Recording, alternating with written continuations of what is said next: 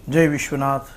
आइए फिर से माँ भगवती की उपासना के इन नवरात्रि के 9 दिनों के अंदर चतुर्थ नवरात्रि कुष्मांडेति चतुर्थकम नवरात्रि पूजन के इस चौथे दिन के लिए कुष्मांडा देवी के स्वरूप की पूजा होती है।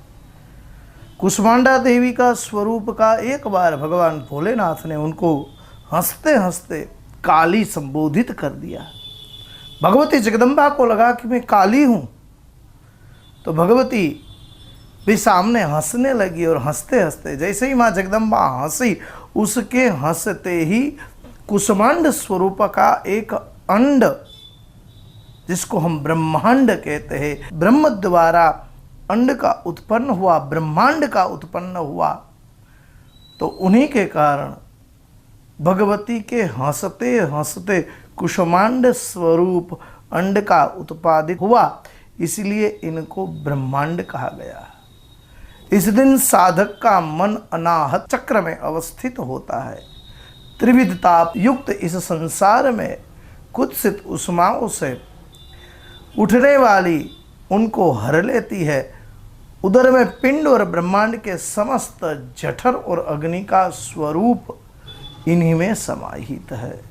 समस्त जगत के ताप संताप को कुष्मांडा देवी ही ब्रह्मांड से पिंड को उत्पन्न करने वाली दुर्गा कहती है। दुर्गा माता का यह चौथा स्वरूप है। इस स्वरूप के अंदर चतुर्थी तिथि के दिवस ही नवरात्रि के दौरान इनकी पूजा होती है। लौकिक स्वरूप में भगवती जगदम्बा के 8 हस्त हमें दिखाई देते हैं। बाघ पर इनके सवारी होती है और मस्तक पर रत्न जड़ित सुवर्ण मुकुट धारण करने वाली, हाथ में कमंडल, दूसरे हाथ में कलश, उज्ज्वल स्वरूप की भगवती की क्रांति है। और यह जगदम्बा अपने हाथ में कमल, सुदर्शन चक्र, गदा, धनुष बाण और अक्षमाला को धारण करने वाली रहती है। इन सब उपकरणों को धारण करने वाली कुष्मांडा अपने भक्तों को रोग शोक ताप संताप से विमुक्त कर देती है, विनाश कर देती है। तो आइए इस भगवती जगदम्बा को ध्यान करें, जिसका ध्यान करने से ही आयु, यश, बल, बुद्धि प्रदान करती है। सुरा संपूर्ण कलशम रुधिरात् सुप्तमेव च दधानां हस्तपद्माभ्यां